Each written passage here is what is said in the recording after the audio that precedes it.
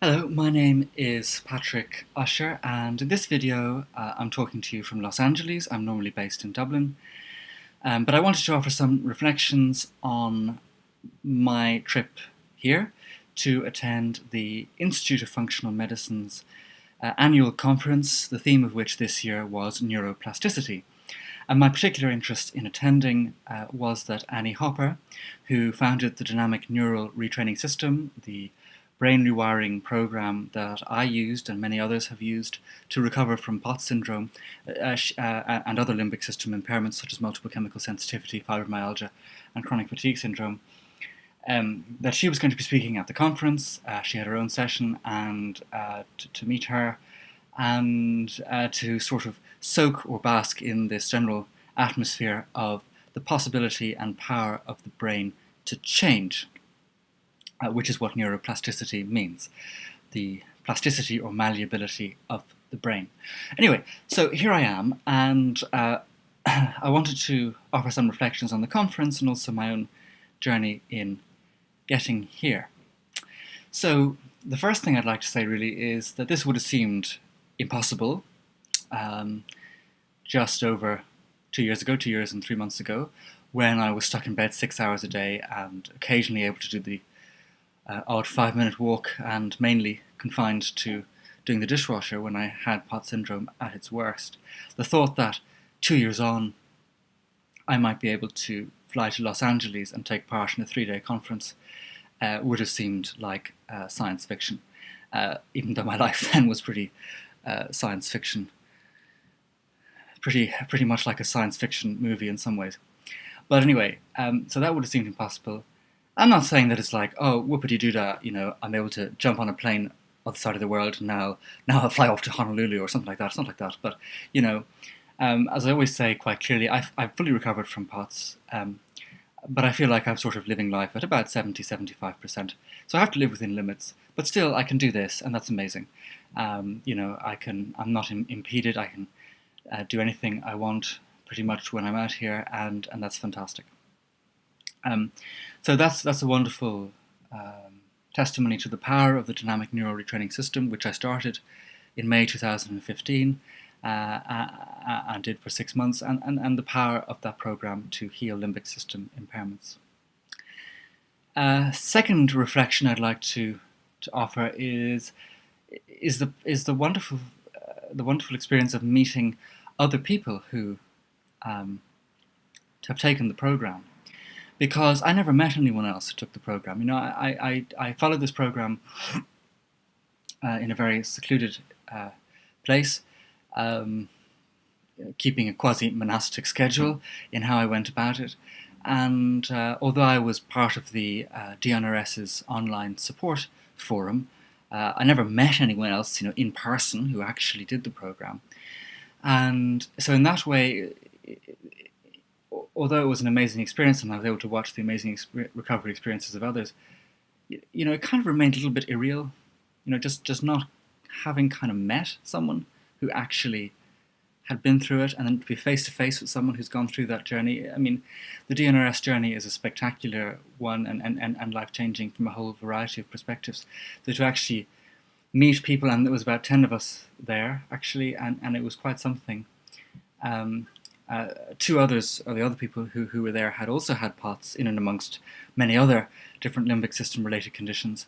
So it was great to meet them, and also wonderful to meet some very inspiring people. One girl there called McKenna, whose story I will never ever forget, and her recovery story will be put on the DNRS YouTube channel at some point. But really, extraordinary people. And so it was very special to meet them, and that made the whole process come a lot more alive for me.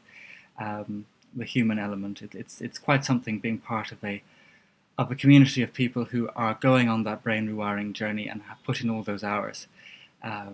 It's stunning, and the self-discipline required, and then knowing that you've all come from a deeply traumatic place, and yet here you are in Los Angeles at this conference, talking about the power of the brain to change. It's quite something, it's quite special.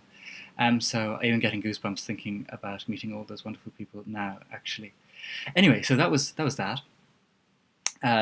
And the third personal reflection is the moment for me of meeting Annie Harper, without whom I would not be doing this video now. I would not be here and in Los Angeles and all these kind of things. And her insight into the brain in developing the program, into understanding what a limbic system which has been pushed into a traumatic state, what it needs to get out of that state.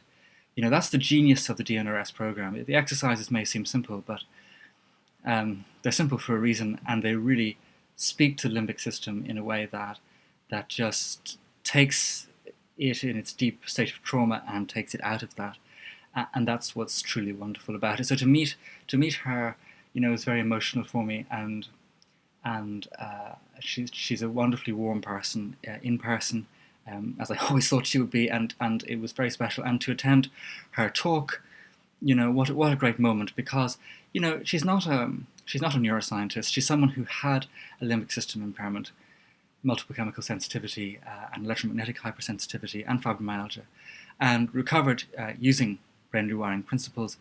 And so she's someone who's really coming from the ground up, a patient who's developed a program which is now showing great success and which will now be tested clinically by the universities of Calgary and Alberta in a study to start before too long. But she's, really to sort of, for her to be standing there amongst all these other people, medical doctors and so on, shows the testimony of her inventiveness in coming up with this program, and that it really deserves to be alongside all these other protocols that are out there.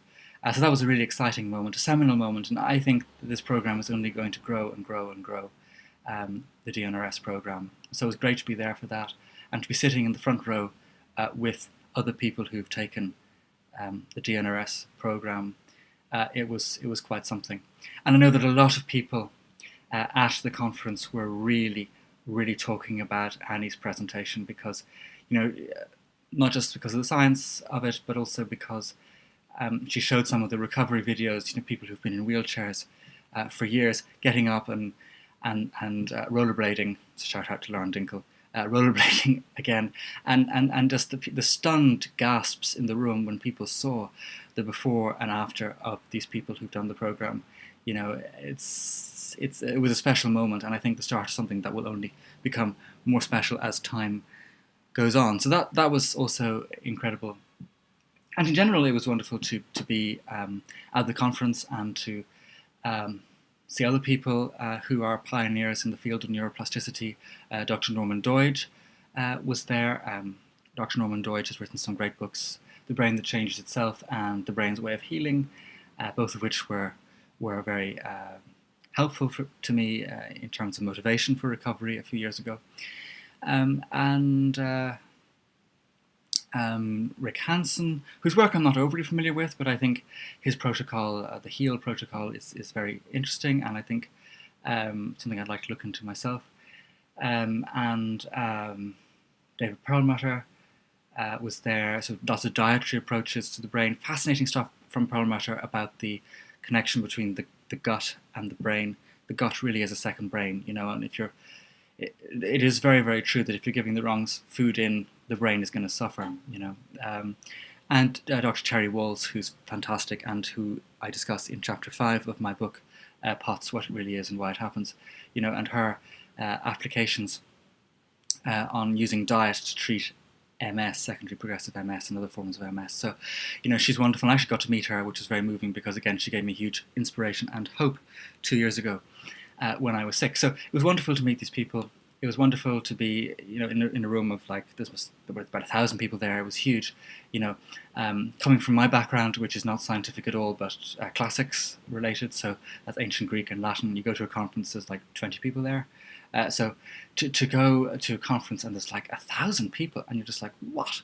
Anyway, so there's loads of people there, and that was wonderful. And sort of bask in all that, and to soak up a bit of the atmosphere of downtown LA as well. All very good.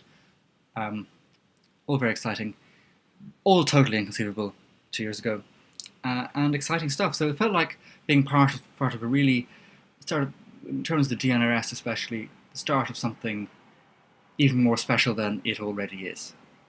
So that was really great.